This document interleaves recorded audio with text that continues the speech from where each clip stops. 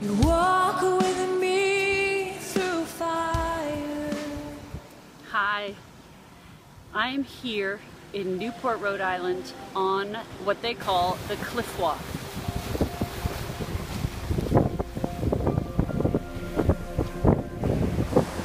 Oh, and one thing I want to get out of the way right from the beginning, because I know people are going to notice this. Yes, I have 2 pairs of glasses on, and that's because I can't see my phone without my glasses on. I need the sunglasses on for the sun, and I do not own prescription sunglasses yet because I haven't had time to go to the eye doctor and get prescription sunglasses. So yes, I look like a dork. Try not to be distracted by that and just look at the ocean and the pretty view. Okay, I know it's windy. I know it's going to be hard to hear me. I'll try to speak up, but there's people walking by me, you know, every step of the way here. So I kind of look like an idiot talking to my phone here in front of everybody. But here we go. Let's enjoy the walk.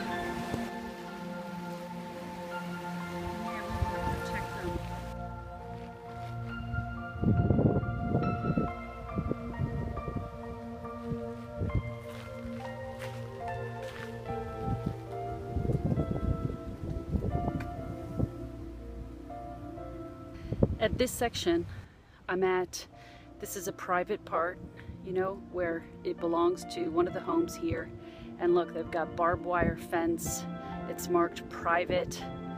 And, you know, that's kind of what I wanted. I always thought Robbie would always live with me, that I would protect him, I'd keep him safe in my own little safe cocoon, all fenced in from the world.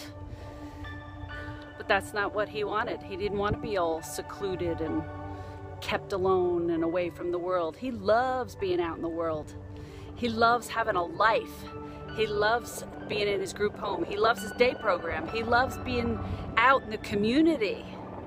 You know, that's what these kids need. He's not a kid. I keep calling him a kid. He's 24 years old. But I'm talking about kids when they turn 21 and they move on. They want to be out in the world. They want to enjoy life just like all the rest of us. I always thought nobody could take care of him as well as me. You know what though, until I got him in school and I saw what the professionals could do with him, you start to realize, hey, I mean, you know what? Maybe there are people out there that actually know what they're doing. And Robbie was so much happier in school than he was at home with, you know, restrictions and boundaries and rules, structure. He loved that. That was great for him. And we're continuing it, and I think he's doing really well. Protect him from all the dangers of life.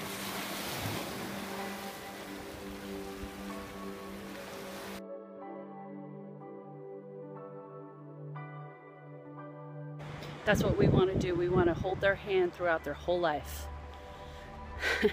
But you know what? When they get to be this big up here, they don't want mommy holding their hand anymore.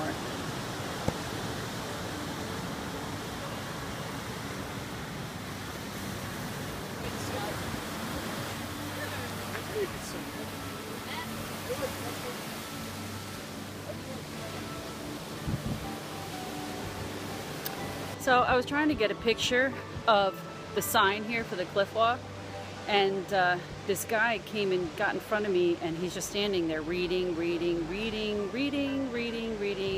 reading.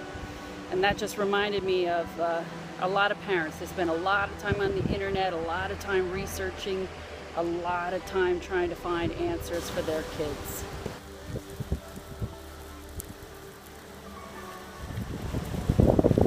For me,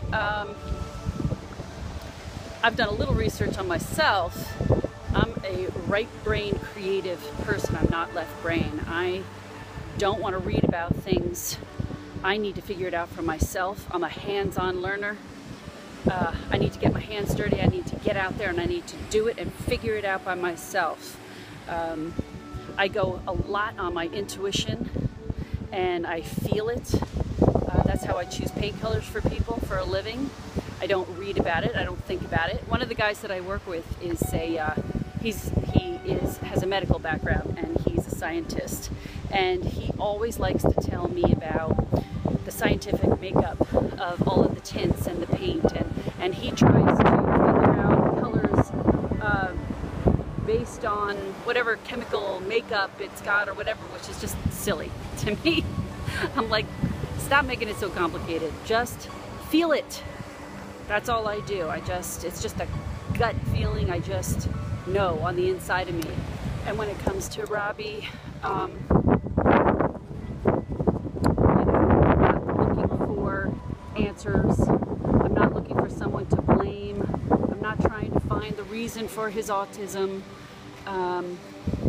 I just use my mother's intuition, and I just know my kid, and I just know what he wants. I know what he likes and what he doesn't like, and just like any mother with a baby, you know their cries. You know when they're hungry, when they're tired, when they need their diaper changed. It's kind of the same thing. Robbie, he may not speak with words, but he speaks, he communicates. I know what he wants.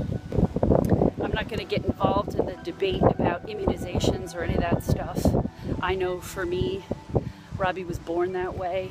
He had a couple little physical things going on with him from the day he was born. He crawled late, he walked late, he talked late. And yes, I saw even more of a digression with him. He seemed to be more attentive to words until he was about 2.5, and then it was kind of like he just didn't understand a word I was saying anymore. But I don't attribute that to immunizations at all. I've also had people that have watched my videos that get on my case about the food that he eats. He shouldn't be eating gluten and dairy and all that. And you know what?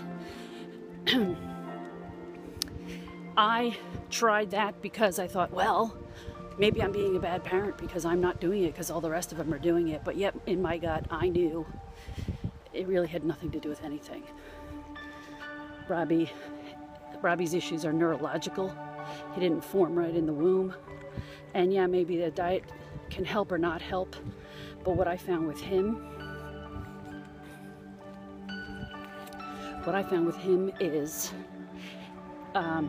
his digestive problems were brought on by stress. When he was upset and stressed because of things going on in his environment. And that was causing the digestive issues. So when we eliminated the stress and we ended up with medications to help him calm down, the digestive issues went away. Hey. So you know what, moms? Go with your gut. You know your kid. And don't let other people make you feel guilty.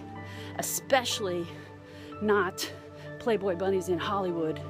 Don't let them put you on a guilt trip and make you feel like a bad parent. You're awesome. And moms, you rock.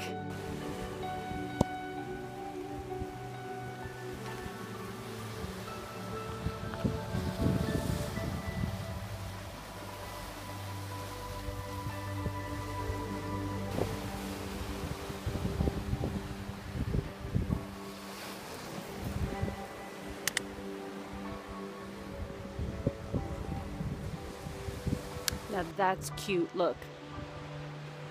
It's just this little tiny patch of fence and there's a whole bunch of locks on it. And at first I thought, what do people throw their bike off the cliff and leave the lock? Duh. I'm obviously not very romantic. I guess it's the key to their heart. There must be some place where lovers go and write their initials on the lock and leave it there forever.